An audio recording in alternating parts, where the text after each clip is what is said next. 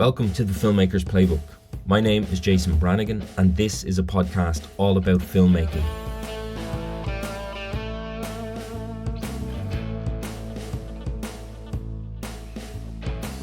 This episode features an interview with Rob Higgins and Paddy McGivney.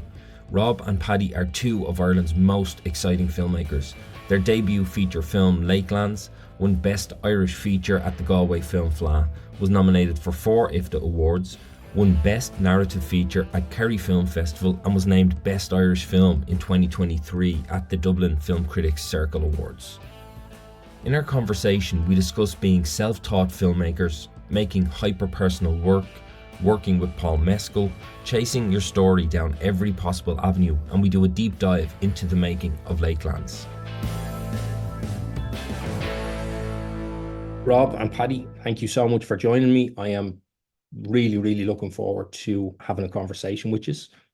It might be a good idea, as we are audio only, for you both just to introduce yourself so people know who is talking. Yeah, no bother. This is Rob here. This is Paddy here.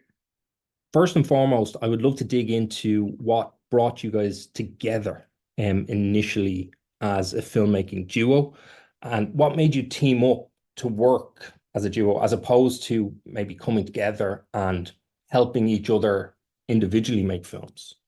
Yeah, so we know each other long before film was really, on the horizon at all. We know each other from football when we were kids, starting about 8 or 9. So we grew up together. We had the same group of friends in Longford. You know, it was the sort of thing you would talk about a little bit on nights out and so on, about, the world we grew up in, and particularly football and the youth culture there, and how it'd be interesting to have films about it. But for a long time, it kind of seemed very foreign, the idea of being able to do something like that. We weren't raised around the arts being a viable career per se. It always seemed something very removed, and the focus was always on other things, more very practical, or it's sports or stuff like that. That's where the focus always was. So it took a long time for us to kind of come around to the idea of film. I was writing on my own for quite a while, because it was kind of you were able to fail in quietly when you're doing your early works. No one had to know when you were writing a short story and you didn't get it published or whatever. So I was kind of working in that for a long time, honing kind of my storytelling. I was writing since I was about 17, kind of starting those stories. But film always was the most one I wanted to, but it was so tricky because it's the most public. It's the inverse of that short story failing quietly. You got to go out there, you got to invite a big party of people over, and everyone's got to see what you make. So I felt like I was building up to that for a long time. And then I suppose we were in our mid-20s then, up in Dublin, and we were both working in corporate jobs. Corporate jobs we weren't getting the most satisfaction out of, I would say. And we'd meet up in the evenings, and we started just talking about, for the crack, just making some stuff at home. And we worked with a couple of other lads from home who are an interest. My brother Chris, then there was Mossy Devani and Jason Gaynor, a couple of lads from home who all had a bit of an interest in film at that time, and we just started making stuff, and we kind of got a real buzz off it. I think that was really missing in what we were doing, up in the city. And I think as we were progressing in those corporate jobs, the hours were only getting bigger and bigger, and your own personal time to be creative was shrinking and shrinking. So this was a bit of a light, and like self and Paddy we just related on the sort of stuff we were doing, and the subject matter we wanted to write about was like completely linked in right away. And after we just started writing these scripts and kind of started to beat the dialogue into, it was a bit like just having the crack in the pub or something, the way we would talk. And it was just, it felt organic, it felt natural, and it felt like a natural extension of what we were doing anyway. It was, so we pursued that further and just kept on seeing where it brought us. And that kind of brought us into looking at making, films a little bit more seriously. A lot of the early ones are ones that will never see the light of day. These are ones that we were all just acting in boglands down in Longford. that no one can ever see. But these were a big part of our development, learning your strengths, learning when you have to hire professionals to do jobs because you're never going to be able to do certain technical jobs and so on. But I think it was from there and just really, I think we've alternate strengths and we've a lot of similar strengths and then we've alternate strengths. And I think working together, we were able to kind of see that we could be a lot more fully formed together and we could cover each other's, accentuate our strengths and cover the weaknesses a lot better when we work together. So it was kind of an organic process to kind of grow from friendship into, looking to do something creative as you got a bit older, and it just kind of organically grew. You mentioned kind of it organically growing, it being very natural. So did you guys naturally fall into a pattern in terms of how you share duties? Like when both of you are directing, what does that, I guess, that shared responsibility look like? Are you kind of down the middle on everything, or is someone a little more focused on managing the visuals of the film? Is someone else more involved with actors?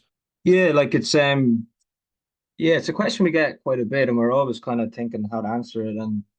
And the I suppose the best thing I can say is the only time we ever think about it is when someone asks us, which I think is a good sign because we know each other so long and because we've been working together so long, and because of how we started out with like literally no equipment, literally no know-how, and we almost kind of developed this kind of quite a fluid way of kind of operating together where we're both constantly in constant communication. And because of how we made our shorts with, very little kind of backing and funding and money, we had to kind of prep everything to the hilt, in terms of like, the script had to be beaten into submission over an extensive period of time, and then just a list of references that we were using. So we've always very much been on the exact same page. So almost like when we're on set, because we've done so much prep, it's just very fluid, and we kind of just end up sharing duties like right down the middle. And I think when it comes to writing, like Rob obviously is the more experienced writer, and he's wrote extensively from a young age. I started writing as a kid, and I kind of fell away to try and play football for a little bit, but then kind of came back to it. So Rob definitely brings a wealth of experience with structure and different references. But as Rob said there, once we kind of get into the nitty gritty of kind of developing character and dialogue, it just becomes very fluid. And um yeah, it's kind of just a case of kind of best idea wins, and more often than not, we're just on the same page. And it's similar on set. And I'd like to think anyone that's kind of worked with us will kind of get that kind of vibe off us, that it's all very fluid. And we've only ever worked in film kind of by operating as a kind of a duo and in a team. And I think that lends itself then to building out that team and kind of continuing that, or kind of expanding on that. I suppose that culture of kind of just, shared ideas and open creativity. And yeah, so it's very fluid. And yeah, we only kind of think about it when someone asks us, which I think is a good sign. Yeah, absolutely. You mentioned, Paddy, best idea wins. And I was going to ask you about, might be an odd question, but how do you guys argue? I think at the crux of anything that's creative, when there's lots of people working together, I would imagine at some point you guys have maybe disagreed on what the best route to go on a script or on a visual or something was. And they can be difficult conversations for people to have sometimes. Maybe it's just rooted in your friendship that you understand each other innately. But when you do have conflicting ideas on what the best idea is, how do you handle them? I think for us, it's always about talking it through to the furthest conclusion. Like, even when we're agreeing, we devil's advocate the opposite route. Like, that's like our most common thing to say to each other is devil's advocate, the other route, just to, because it, like a lot of the time we'll have an idea and we'll be so excited about it, but you're looking at where it fits within the story and how it's going to impact later on. And it's all about kind of just seeing it through to its furthest point and really seeing it from a bird's eye view then, where it sits within the script. And if you travel down those roads, and we can go back and forth with it and so on, but see, as you talk more and more and you see it within the script, it'll usually resolve it for you, because it's a big part of it is killing your darlings and killing your favorite scenes. And we certainly learned that on Lakelands, because you just have to be ruthless with the cut. And I think it's only helped us even more so now. Like, I think the further you go on, the more you get used to being a bit ruthless when it comes to making these hard decisions. And I think if you just keep it with the integrity of the piece and ensure that it's all kind of uniform, if there's anything out in terms of tone or anything that doesn't fit, you just gotta abide by those principles you set out with in terms of the integrity of the work. So for us, I think it's just chasing it down every road it can go, seeing where you end up at the end. And the solution has never really been something we usually talk ourselves into agreement somehow, like whatever roundabout way. So I think that's just it, yeah. Yeah. Talking it all the way through every angle. Yeah, for sure. And like I think, as well as that, I think just when you have a relationship that's built on trust, like I think if someone is saying, look, like I feel very, very strong about this particular thing, whether it's an issue on set, whether it's a story beat, whether it's a plot, or whatever it may be, you just have to trust them as well, that maybe they're seeing something that you're not seeing. Because I think our greatest strength probably is that we kind of bring different things to the table. We're strong in the same areas, but as Rob said, we also have a different skill set because of how, where we worked in the corporate world previously. So you are coming to set, I suppose, with different life experiences. So it is important to trust the other person and relinquish your control of the situation if the other person is really advocating for something. So there's an element of that as well. But I think for the most part, it is a case of just talking it to death and devil's advocate. And I think our partners don't like that trait we have of devil's advocating every single situation, but we both love to do it. But I think it does definitely help when it comes to storytelling. So I interpret that like I suppose, two cornerstones of what you said being one, trusting each other, and two, in that process of devil's advocating everything, it's really just digging into story and really focusing in on what serves the story you want to tell best. Rob, you mentioned Lakelands, and I want to get onto Lakelands, but before we go there, I think I would be remiss not to mention your shorts, in particular Drifting, because it feels like it touches on similar themes. It's set in the Midlands, and it kind of feels like a precursor to that film in a way. There's two things with that film that tie into Lakelands I'd love to touch on. And one is location and sense of place. And I guess I wanted to dig into how important is sense of place, and how important is it for you guys to be making films in Longford and in the Midlands and putting your hometown and stuff on screen?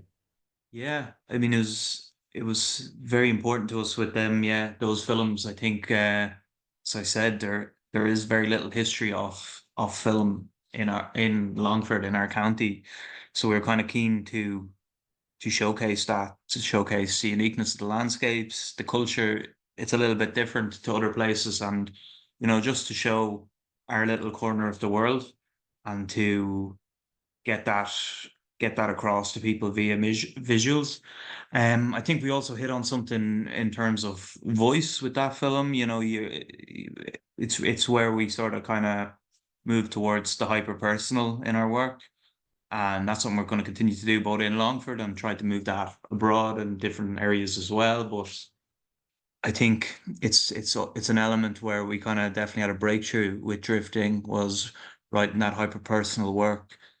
And we were to set it in a world which we knew inside out, like the back of our hands. Like, those films are always a bit funny to watch, because they're literally you're nearly watching like an alternative reality or something, where you're just watching the same pubs and it's very close to scenes you've lived yourself. So it's always interesting to watch those back.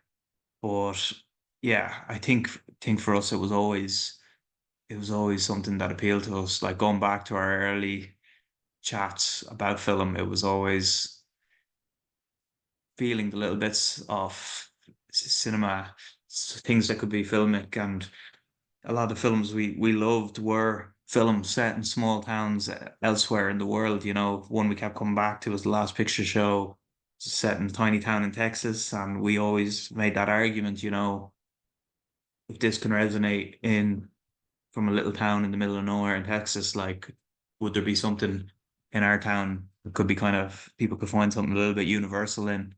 So this was all kind of stuff we were kind of playing around with when we decided to kind of move things into making that kind of hyper local personalized work. Brilliant. And look, it has, I think, by all accounts, served you both very well so far. So it was a good decision to make. And I think some of the best work people make is when it is hyper personal, right? You're connected to it, you care about it in a different way. The other thing with drifting is casting, and I think this carries through into Lakelands as well. So drifting is Paul Mescal's only short. You cast Paul, I think, just before Normal People. But in Lakelands as well, you cast really, really well. And we'll talk about that kind of separately. But I was wondering, what was your process in terms of casting drifting and attaching Paul and David? Yeah. For drifting, we were very like eager to, and across the Lakelands, we were trying to treat them as kind of showcases because of this. It's just always really exciting emerging actors coming through in Ireland. Like every year, there's exciting actors coming through, and we were just really eager to stack it with like some of the most talented ones we could find in both films. Um, in terms of drifting, it was just very much Paul was just bubbling in Ireland. You know, he was doing incredible in theatre. He was in all these plays from Gatsby, and I think we've seen him first in Asking for it to play. And he was just finished filming Normal People when we got him involved. So it was very much we just seen what he could do. We knew he was from, you know, the Midlands as well. Well, he's from Maynooth, you know, he's not too far from us. And we thought it might be a role that interests him. You know, it was GA adjacent, and we knew he was mad about GA. So we just reached out to him, and he responded to the script, and he was good enough to come down to Longford in between. I think finishing Normal People in Rome and a press junket somewhere else, he came down to Longford, which was a great experience. And you know, David we had seen in Michael Inside, and he'd done some really interesting work across a couple of shorts. And you know, we thought he might be interested in trying to try something different and play a country role because a lot of his work was very Dublin centric. And he responded right away and was up for it. So, and he's become a very good mate of ours. He's in Lakelands as well. But yeah, it was just very much trying to find a showcase for these kind of very talented actors, and luckily they were happy to come down to Longford and immerse themselves in the pubs and farm and all the rest. It's great. So they were direct asks. You didn't go through casting directors. You went straight to the performers. Yeah, our upcoming film will be our first time with a casting director. We've always just cast. We always just watch every short that's out and try and get to as much theatre as we can. And that's kind of been always our cast. We've just never had budget for anything else, to be frank. I mean, we wore a lot of hats on our first couple of films. So I'm going to guess then that Lakelands was cast the same way, that you went directly to all of your cast members. Yeah. Great. So that process of making direct asks, I'm going to make a guess again and say that it was the script that got everyone involved and everyone interested.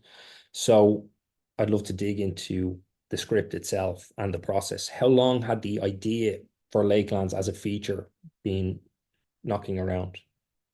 It was probably one of our oldest ones, GAA, that we wanted to just really make that I think its first iteration was quite a while earlier.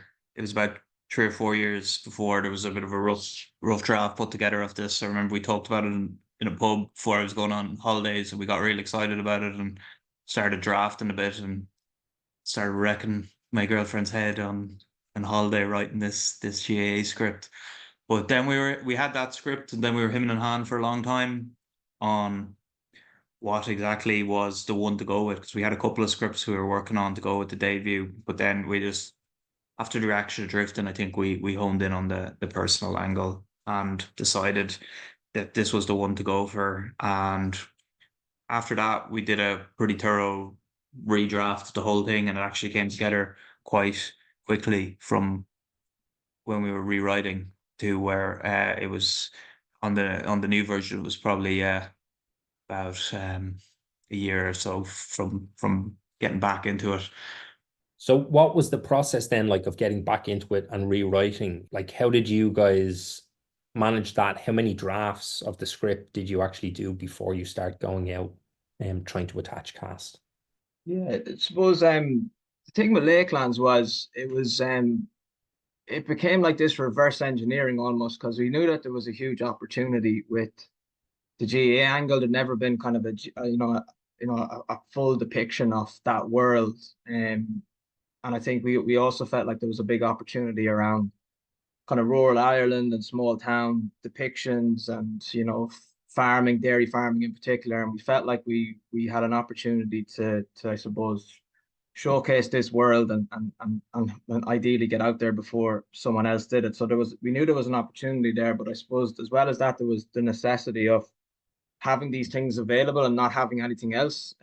So I suppose there was a little bit of that when it came to the script. Like, I think we wrote a version of it that like had kind of massive kind of set pieces, like, there was going to be a couple of games maybe, and just a much bigger production. So I think a lot of that kind of rewriting process in the early stages was being honest with ourselves, saying, look, realistically, we're going to have, a small budget to do this, so let's kind of pare it back. And in a way, by paring back those kind of big set pieces, it became this like really intense kind of character driven piece, which we were kind of happy about, because we were like, this is actually strengthening it. So that necessity actually, I think, improved the script, and it started to kind of come into focus. And I think I think once we got that kind of central arc of Cian from the moment he's attacked, and just that journey, and once we kind of got that down, I think everything else kind of begun to fall into place. But we were constantly kind of doing our own research around concussion and I suppose just what that journey looks like, and trying to make sure that that was as accurate a depiction as possible, because we did feel a sense of responsibility to depict what that is, and to kind of shine a bit of a light on that as well. And then there was just maybe, I suppose, Rob, we did maybe 3 or 4 drafts over that year, like all the while we were, kind of raising finance for it. Even once we got the guys involved, and the 3 or 4 main cast involved, we were still kind of tweaking the script. So we never really kind of stopped tweaking the script until we started shooting. And even once we started shooting, then we were still tweaking the script, because we had an unexpected arrival of a calf. Our calf was born on set, so me and Rob were literally in the slatted shed, kind of writing a new scene to work in this cool visual we had. So it was definitely a very fluid doc that we were constantly working on. Um, but yeah, it's funny, once you kind of get to a certain point with a script, the characters so well. So it's like you might just be getting these little ideas that are improving it all the time. But it's once you go that far into a script, into a story, and get the character, the characters that well, it becomes easy, and it becomes fun, and kind of the heavy lifting is done. So it doesn't feel like work anymore when you get a little idea and you tweak a script a little bit. But at the early stages, it was definitely a heavier lift for sure. That's hilarious. The calf scene wasn't actually in the film until it just happened on the day. Yeah, yeah, exactly. Like we were shooting on my dad's dairy farm, Again, out of necessity. I think we started off looking around for different dairy farms with that kind of maybe had a better setup and stuff, but as budgetary constraints came into focus, we realized we were going to have to do this on our doorstep. And once we did kind of look at my dad's yard, we seen it in a whole new light, and we were like, this is actually the perfect place to shoot it, which was a blessing. Not having, I suppose, the finances to explore other options ended up being a bit of a blessing in that sense. But we were shooting in November, and he usually calves all his cows in November, so there's 50 cows calving. So in the back of our heads, we were like, wouldn't it be class if we were able to capture something like that on camera? But like, you don't want to put the blight on it. You don't want to be like, oh yeah, we'll that between 11 and 1 on Tuesday we'll shoot that. That's just not how it happens. But literally the first day on set on the farm,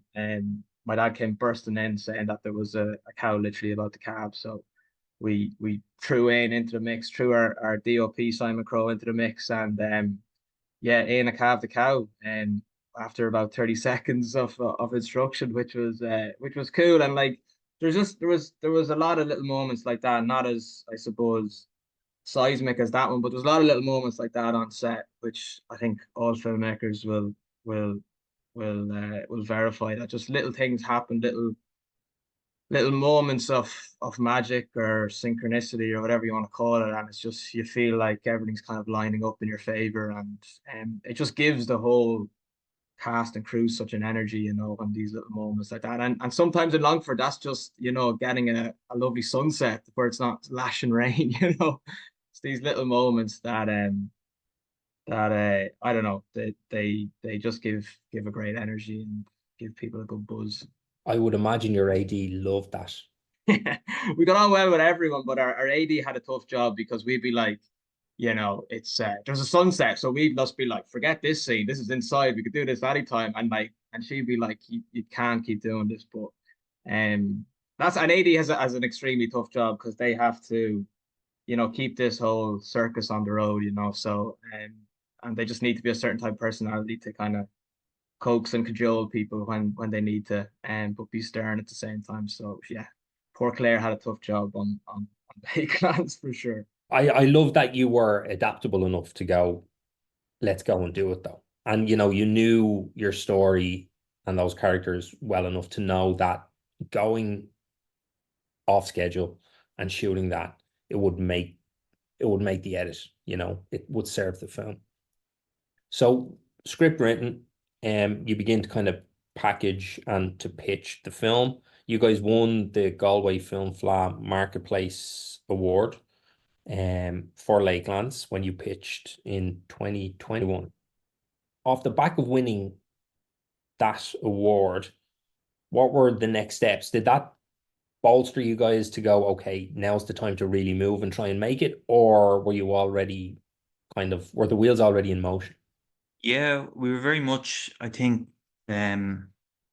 always set in making it the way we made it. I don't think we ever really envisioned any other way of making it. We just, from early on, we kind of looked at the industry, and there was a lot of films that, a lot of people have made their first film this way, from Frank Berry to, Phil Doherty with Redemption of a Road. There's a lot of people who've made very interesting work in this style. So it was very, as soon as we decided on, we had all these scripts we were considering making, but we were like, Lakelands, set at home, we can make this at home. We can make this the same way we made our previous work. It's just on a bigger scale. So let's go for it.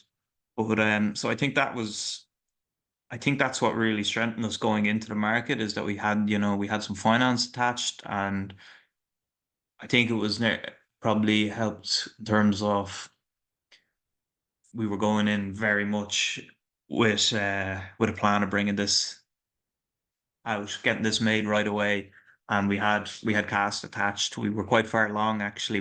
We shot, I think, 4 months after we won that.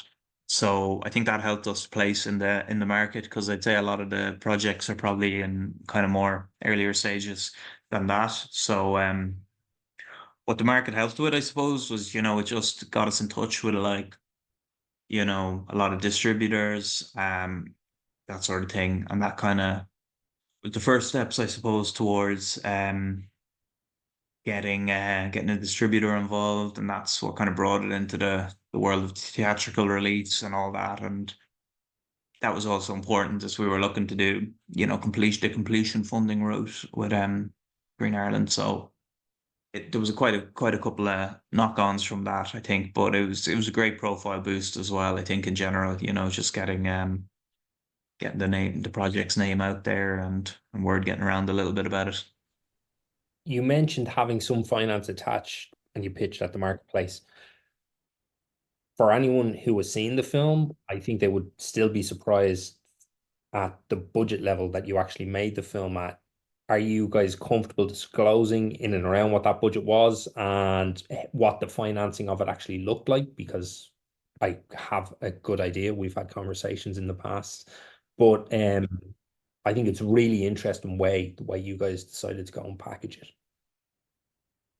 Yeah, like the thing with that was that it was almost like we adapted what we'd done for our shorts and how we'd financed our shorts, and we'd kind of just expanded on that because it was working quite well. And we've a brilliant relationship in Longford with a number of I suppose funding bodies that have been incredibly supportive of us from the jump. So I suppose when we went to them, and they'd obviously supported us with our shorts to an extent, and we went to them and just proposed this kind of jump up and this step up. Like we were supported incredibly well, and that gave us a lot of confidence. And what we learned was once you have a little bit of money, other people are more inclined to, I suppose, get involved, and all of a sudden you have something of value. And Creative Ireland, Longford, where Mary Reynolds in particular was an incredible support. Backstage Theatre, they were a wonderful support. Longford Arts Office. So these local supports that on the face of it, you might look at it and say, look, that's not enough to make a feature film, but it was enough to get us started. And we also have our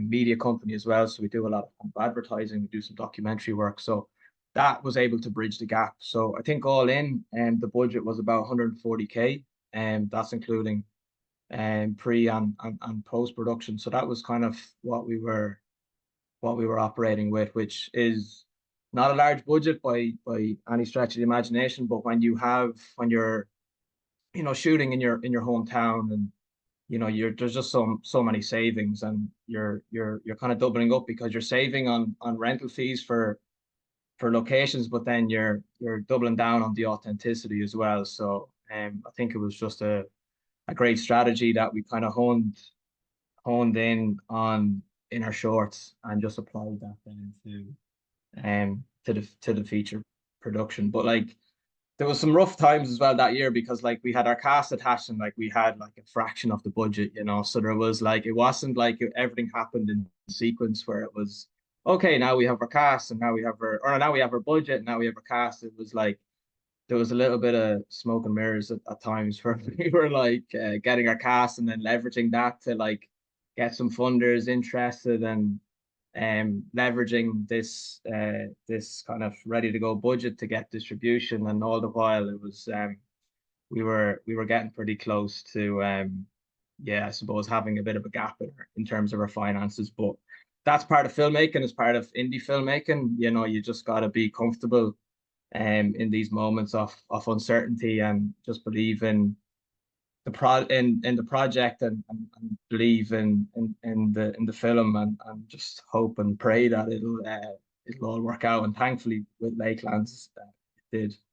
Just as mentioned, it might be useful to any young filmmakers. We would have got completion funding on the back end, so that was kind of a big reason for that uncertainty, because you're waiting for that kind of 50 grand. It's going to kind of cover your post production of the whole thing. So that leads to a big kind of, it's a tough one kind of when you're waiting for that, because it's obviously a huge boost if you get it, but you're not certain until it comes in. But thankfully, we were very grateful to Screen Ireland, who came in after they seen the film, and and supported the post production of the project, which was very much welcomed at that stage, as finances were thin at that point.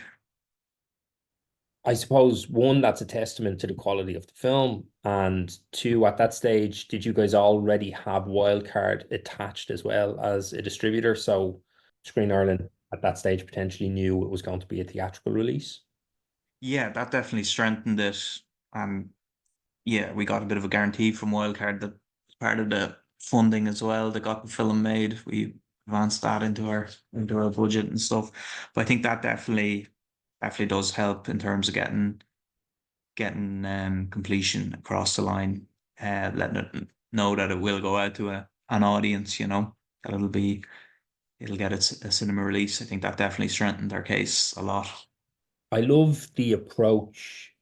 Paddy, you kind of mentioned it, that idea of going, we basically did what we did with our shorts, but bigger. And there's something you mentioned earlier on about coming from a more corporate world. There's something, just what you're describing struck me as like having a company and just simply scaling and figuring that out. And it's probably not something that people may think of, looking at the models that we have already in place and just how do we expand them. So it's really interesting to see how you put that money together using exactly what you used when financing your shorts. We were on the same course, Jason, on the advanced producers course, and that's kind of where we were obviously learning how to finance a film with all these different disparate threads, but like to the tune of 10 times our, but for whatever 1.5 or 1.7 million.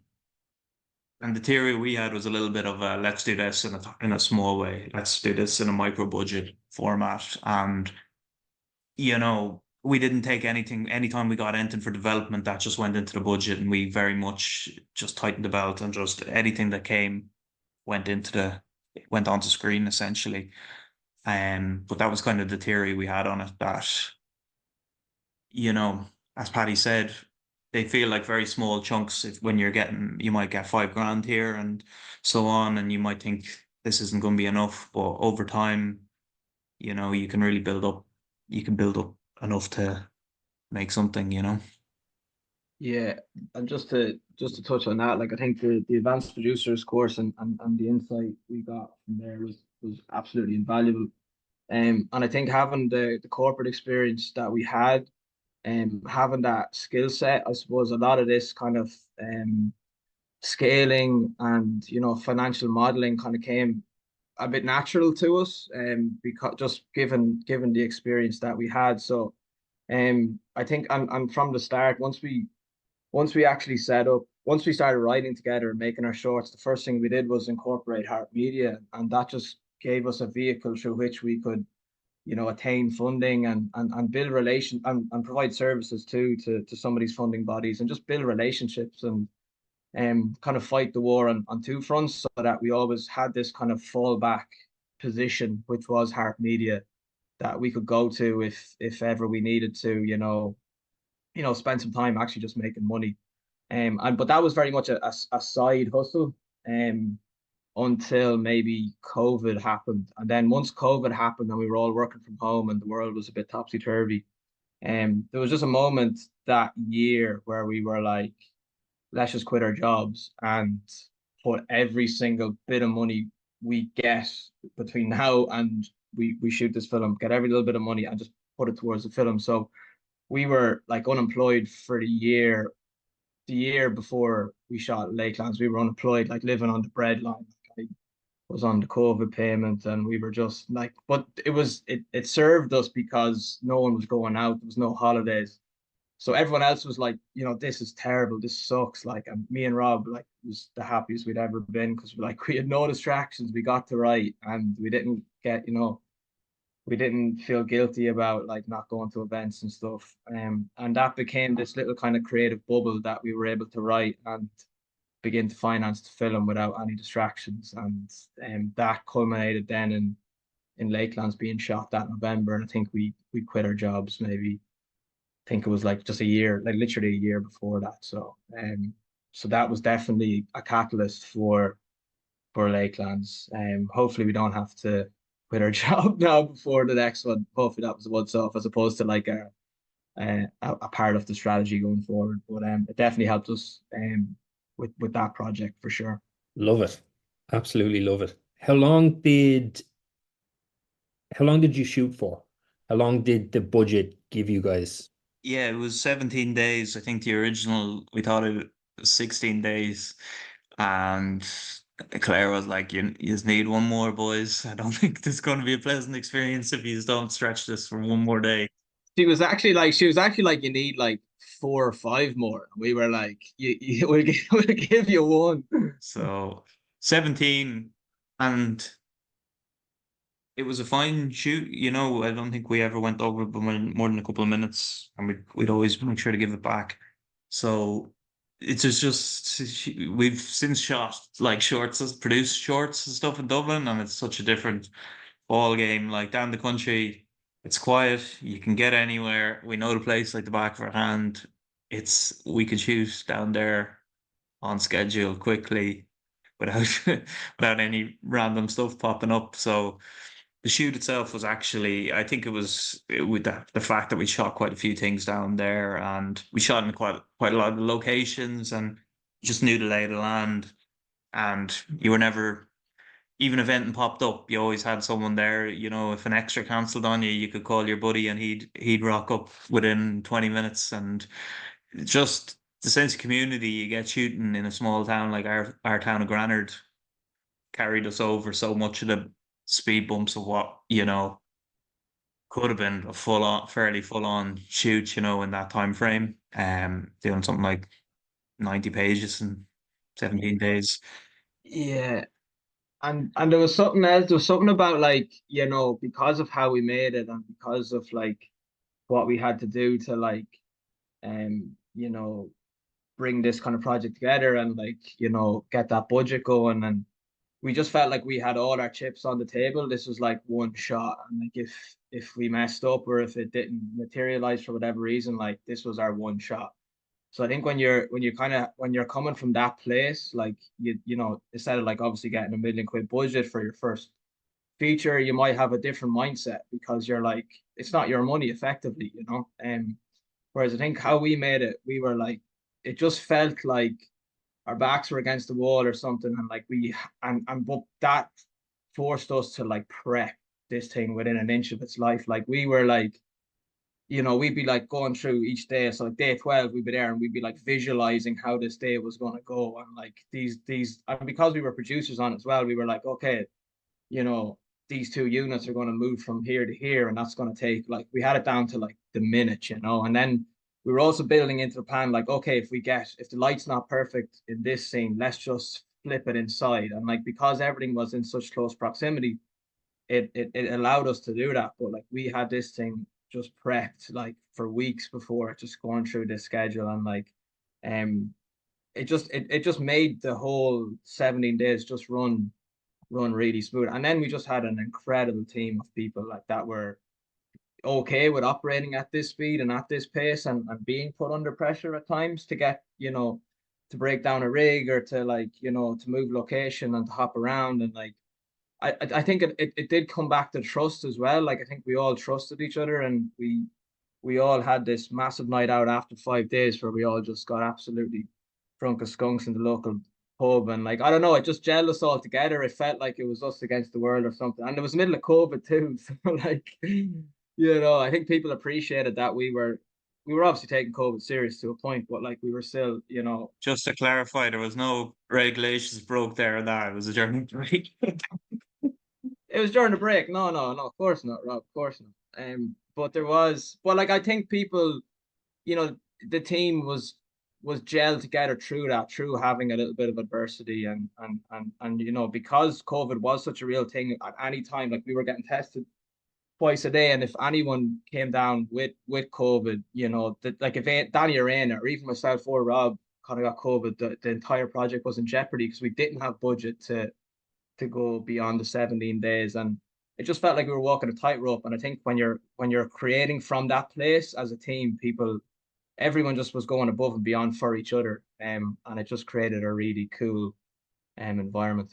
I think that's brilliant. And I do think it's kind of that thing, if you have like this massive palette, right? And every piece of paint in the world, like it can be so much harder to paint or do something creative. But when you have these constraints, I think it forces you to think in like different ways, and actually having a box that you have to work within can be really beneficial. You mentioned, Paddy, how much you prepped it. 17 days is a really lean shoot.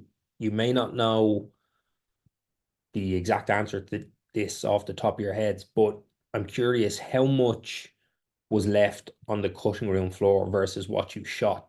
How economic were you in filming? Like, is 90% of what you shot in the film? Is 80%, some people might just like shoot a lot of coverage and see how to put it together in the edit. I don't get the sense that that's what you guys did. I assume you knew what every cut was going to be, at least in some capacity, before you started. Yeah, with the time frame, we were just very much, I'd say it's around 90% is up there.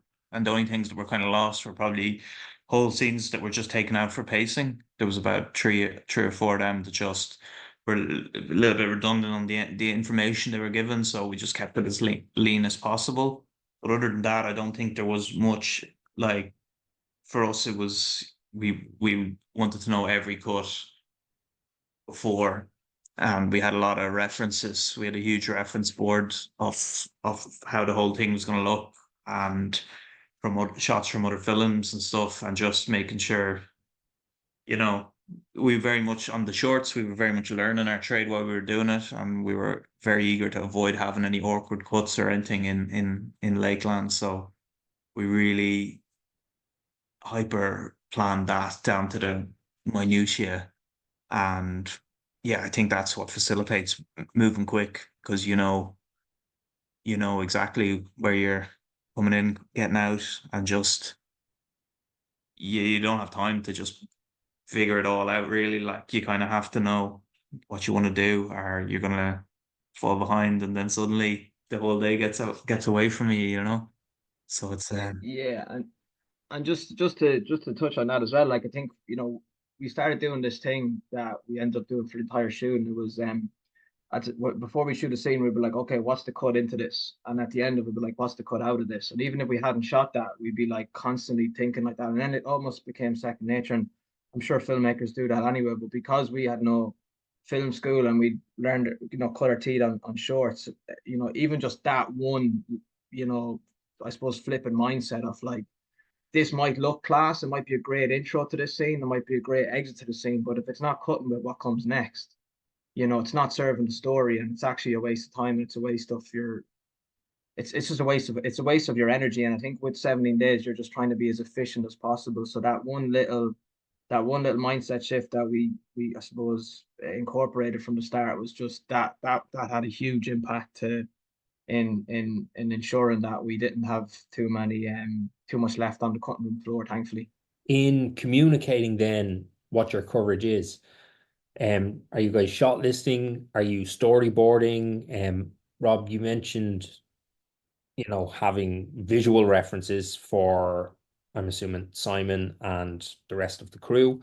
But in terms of actually arriving day one, shortlists, boards, what's the process there? we did a little bit of everything. We didn't storyboard, but we shortlisted it. We then we had that 120-page reference doc, which is just references from different films, which is kind of our storyboard kind of thing. It just had, and then we did a couple of days where Simon come down and we just work out the blocking then. There's always a bit of room. We always had a bit of room with the blocking on the actors, always want to feel what's natural for them as well. But just so we had something to work with on the day, we did. I think Simon came down for 2 or 3 days of just walking around in the areas and stuff before that, and we were able to get a feel of the movements of the scenes. But yeah, a little bit of everything. Just to feel as comfortable as possible before you dive into that whole madness. The reference deck that you mentioned, you said 120 pages of images that kind of act like your storyboard. So were you going then and pulling images that matched not just kind of visual style and color, texture, tone, but also like the framing of each, what each shot would look like? Yeah, yeah, I think it definitely had both. Like I think some of them were like literal blocking references for some scenes, and then other ones were like, you know, I suppose kind of tone or just feel of a scene. So there was kind of like mood setting and imagery there as well. But I think so much of it was almost like for like references, that, once we tried to obviously, block out a scene, it changes and stuff. So it does become almost like it's an influence almost. But I think it just gave us this really clear idea of what we wanted this story to look like just visually, in terms of tone, in terms of texture, in terms of blocking. And it was just I suppose when it comes to storyboarding, I suppose myself and Rob can't draw at all. And I think we tried to do it like once or twice, and I was like, this is a dog's dinner. Like I'll never forget trying to do it. And I was like, how do filmmakers do this? So like we were like, we're gonna have to come up with an alternative. And we kind of stumbled upon just creating these, massive reference books, and like Rob's constantly just throwing stuff in no matter what the project is. He's constantly building up these reference books, and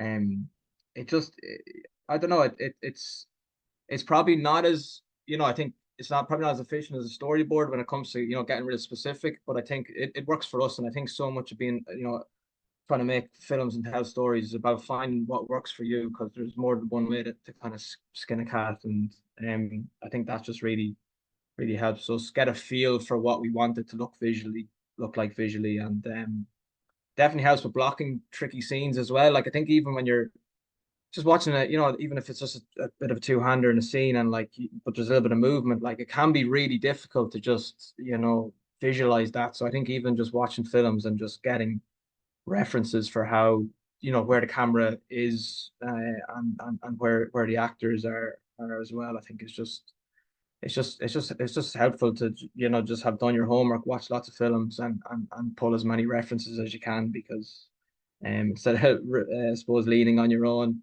expertise, especially when you don't have any expertise, because you've, obviously made a couple of shorts. That in and of itself is like massive amounts of research, right? That you guys are undertaking to ensure you know exactly what you want visually. So even if something is wrong on the day, or you don't like the look of it, you know how to fix it, I would imagine. Paddy, you mentioned like watching a bunch of movies. Rob, when you're pulling those images, are you using Shot Deck? Are you using Pinterest? Are you just Googling? What's the process there for actually doing that research? Yeah, I'm usually just using the snip tool. The images aren't like that high quality or anything.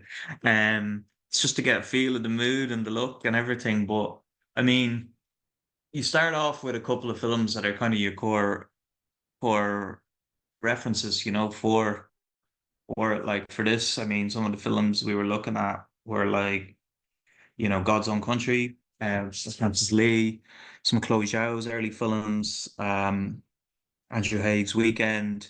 And these are all films that were made for low budgets like ours, would look gorgeous. Columbus by Kogonada. So these are kind of ones, and suddenly you got a couple of scenes, and you got a little bit of mood from one of them, and you're building that out. And then once you have that little core, I'm constantly watching movies, and if I just see something I like, I'll just snip it and drop it in the book. And it's just to give it a little bit of a feel. And I find it really beneficial, because I think you learn angles and frames very well from actually pausing to do it. Um, so you can kind of get a feel for how certain ones could look like, with that you might not naturally visualize right away.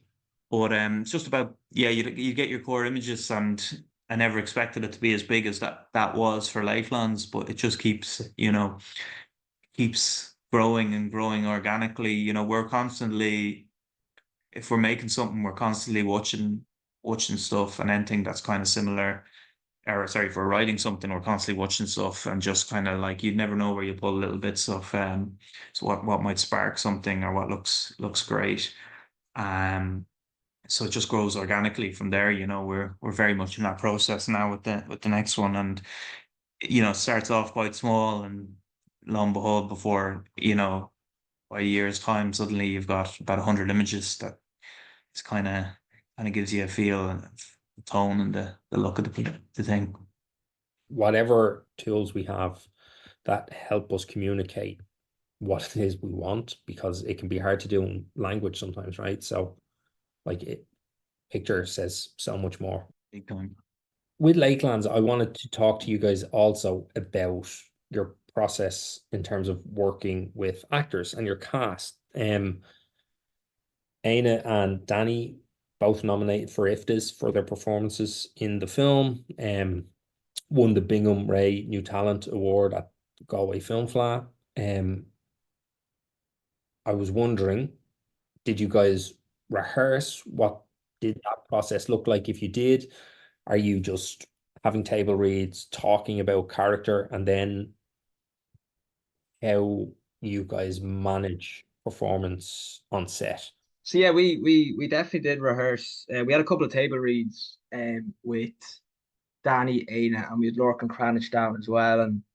And whenever we get to that stage of the process, like we love working with actors. Like it's what it's all about, watching talented actors kind of bring characters to life and put their own twist on it, and show you things that you might necessarily have even seen in the characters you've written in the first instance. So we always compare it to something going from 2D to 3D. And like it's a part of the process that we really enjoy. And I think we definitely had a very clear idea of these characters in our head, but part of that process, that table read rehearsal process, it was obviously an element of it was putting, some of this language into their own words, and kind of fine-tuning the dialogue in that sense. But a more important element of it was creating this shadow play, as Danny always called it, which is, I suppose, the stuff that's going on with these characters that you don't necessarily see on when you read the script.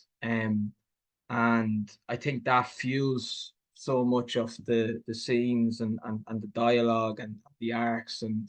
And it's just getting to know, it's a way to get to know the characters effectively. And not all ideas that are thrown out were obviously worked, but I suppose that, by devil's advocating things, you definitely get to know the characters better. So, that process really helped the guys and helped us to move quickly on set once we got there, because we had talked these characters to death. We talked these scenes to death. So if something popped up on set, we were all able to answer it quite quickly between the four of us effectively, because we were like, would she do that? No, I think she might do this. And then Danny would be like, yeah, actually, that's exactly what she'd do. Or vice versa. Maybe we'd have a suggestion, and then she'd be like, I don't think she'd do that because of this particular situation that's going to arise in 4 or 5 scenes. So just having that opportunity to get to know the characters, but to get to know the characters together as a team, because we can all go away and do our own research and get our own takes, but when you meet up, you're not actually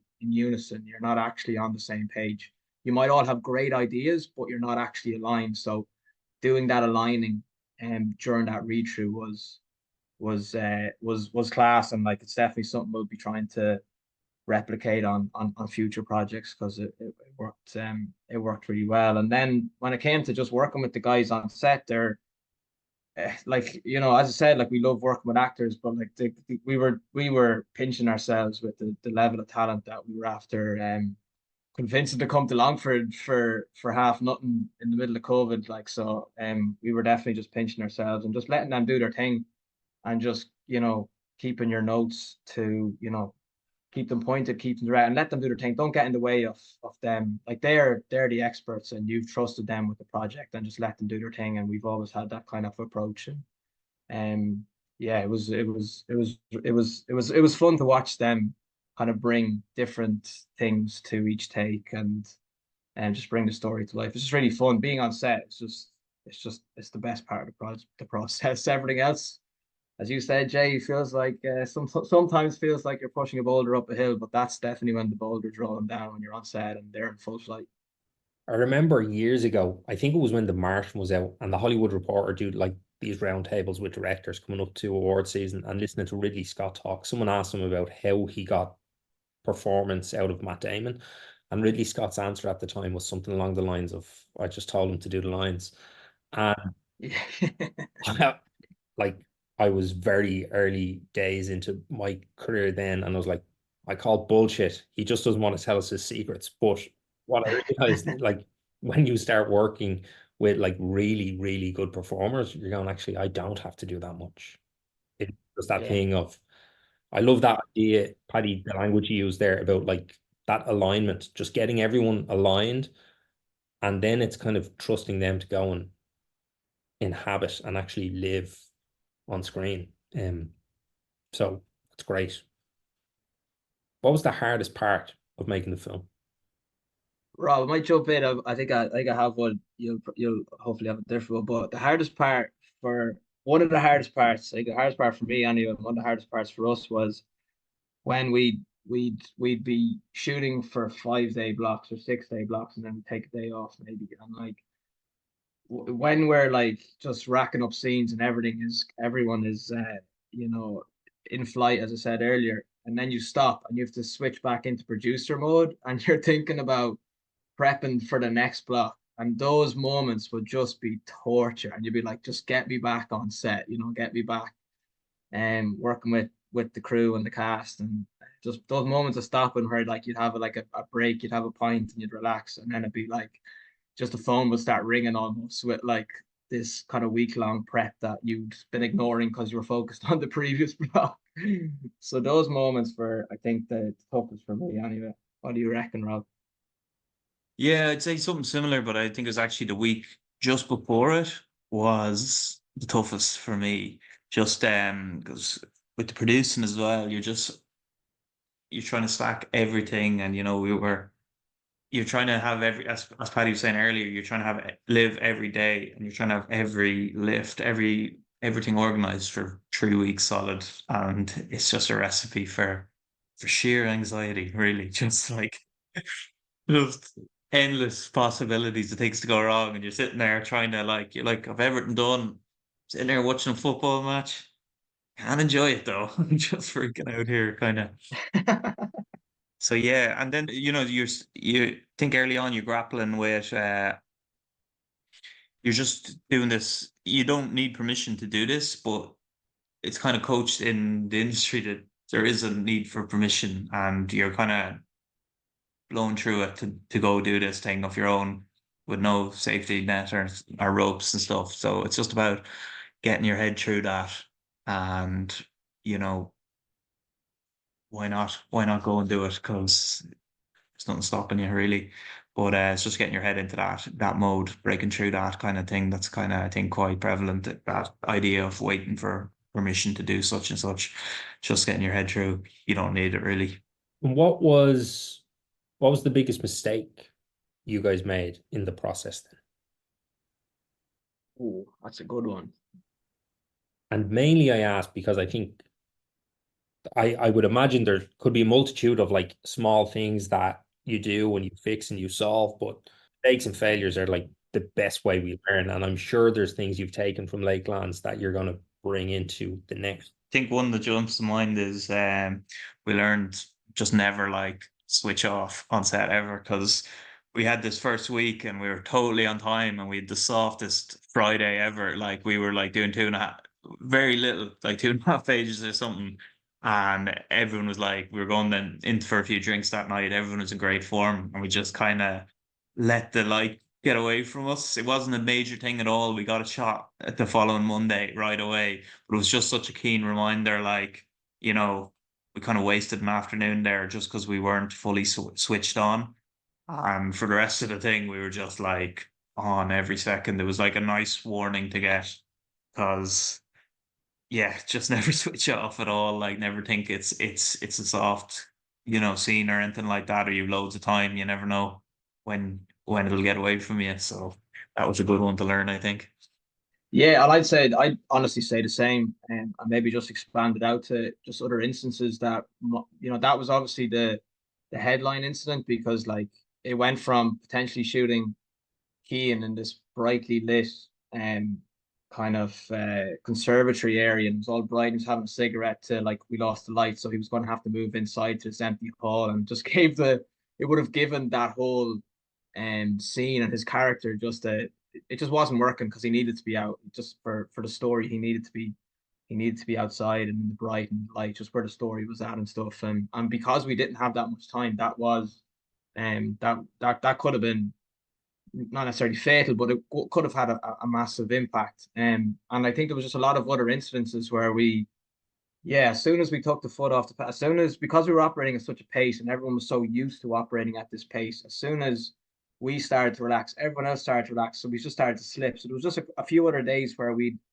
run over, and there was probably no need to run over. We just, we were a bit slow getting started after lunch, or we were a bit too lax in terms of, oh, we will give another take, or someone wanted another go at something. We're like, yeah, why not? And it just had these knock-on effects. And anytime pressure came on us, it was because we lost focus, And I think being honest with yourself, because it's very easy to be having a row with your AD, when you've gone over by 15 or 20 minutes, saying you're being unreasonable. But I think on reflection, once you've actually reflected on it, you have to be honest with yourself, and you're like, she's doing her job. We've not done our job. We've not, kept this within the time constraints that we have available to us. And we would always be able to bring it back to where we'd lost focus. And I think once I'm problems do arise on set, and I think anytime a problem would arise, if we didn't always do it, but on reflection, it's so important as the kind of as the directors, you have to put, and producers, you have to put your hand up and say, this is on us. We're going to put something in place now to make sure that never happens again, because you are ultimately responsible for everything that happens on set. If the film doesn't work, if an actor falls out with you, if whatever, if you run out of money, it's on you, and that's can be quite daunting idea to accept, but it's also quite freeing because you feel you are kind of in complete control. With Lakelands and how we made that, I'm sure in other films there's other constraints, and it's a different dynamic. But I think taking responsibility and not losing focus, and not spending too long having lunch, relaxing. That's It's always, I think, it's perpetually slow coming back after lunch. Oh man, yeah, it's. But I love that, like what you're talking about, like it's ownership, right? It's Yeah. like own everything, and I think that is the responsibility that comes with the credit, directed by, written by, produced by. Got to stand over every decision you make. Is there, as you guys didn't go through that traditional film school, you cut your teeth on shorts, are there any resources or books that impacted your learning or your journey, like any kind of must reads? I'm trying to think if there's a book. We did a lot of the crawling around YouTube, that sort of type education on our early stuff. But I think most of it came from conversations with friends, maybe people who are dipping their feet into the film world. And like when we were starting out, we really didn't know anything. We didn't know the jobs that there are even on a film. That's only probably not even that long ago, relatively. So they were kind of a big resource. I'm trying to think if there are any books. In terms of books, most of the stuff we actually read was kind of more on the business end of the books stuff, because we always seen the growth of the company being kind of important to the viability of this thing. So we read a lot of business books, or listen to them on Audible and that sort of thing. But most of our film knowledge, I think, trial and error. And to be honest, I think Simon Crowe, our DOP, deserves a huge amount of credit on his film school he gave us, because he shot all our shorts with us, and he definitely would have nudged us in the right direction. And even being given those parameters, it gave you something to learn about, from if you're hiring these jobs, or the tech requirements, you have to go off and learn about it from here and there. So that was a little bit of a framework that would have allowed us to do it, and he'd do it in a gentle way, just in a sort of, have you thought about this? And you'd be, no, but I will now, that sort of thing. And it was a gradual kind of process. And then you become fluent eventually, I think. Yeah, and look, I think every day's a school day as well, right? You're always going to be learning more every time you get on set. Yeah. What's next for you guys? So we've just finished our the writing of our next film, which is called Bonfires, which is again kind of set in the Midlands, but hopefully bigger scale. And we've also spent kind of the last 6 months writing a lot. So we've about 3 or 4 scripts getting close to kind of completion now, between film and TV, and we're just starting to explore where they might find homes, and we're trying to explore writing abroad and that. We've just finished our first US script. So we got representation out there recently in the last year. So just to explore the waters out there, we're looking out there and going to try and get out there in this year at some point. But yeah, we've been just really enjoying the writing process at the moment. We feel we really kind of hit a new rhythm with it, and a way to kind of turn things over in a quicker way. I think the more you get at it, the better you get at the whole figuring out the structure, and particularly making Lakelands helped with a lot of things. I think you just from sorting out the edit and all that, you learn a lot of the story mechanics and stuff. So trying to utilize that and bring it to new stories and explore bigger canvases. Well, look, I think it's really exciting that one, you guys have Bonfires in the works. I can't wait to see it. Big fan of what you are doing. I'm assuming it's also in that hyper personal vein. Pretty much, yeah. Yeah. I love what you are doing, and I can't wait to see what is next. Thank you both so very much for taking the time out and chatting to me. No worries, Jay. Thanks so much for having us. And that's a wrap on Rob Higgins and Paddy McGivney. I hope you enjoyed today's episode. If you are enjoying the podcast, please follow us on Spotify, Apple, or wherever you get your podcasts. And if you're really enjoying the show, please rate us. If you have comments, questions, or filmmaking topics you'd like me to cover on the show, please put them in the comments on Instagram at the Filmmakers Playbook Podcast. Additionally, you can follow me on Instagram at Jason Branagan Director. You can find Rob on Instagram at RobertHiggins3. Paddy is at paddy.mcgivney. You can also follow their company, Harp Media, on Instagram at Harp Media Films. Links and social media handles are also posted in the show notes. Join me next week when I talk to Maurice O'Carroll and Sinead O'Riordan about their feature film, Swingbout. Until next time.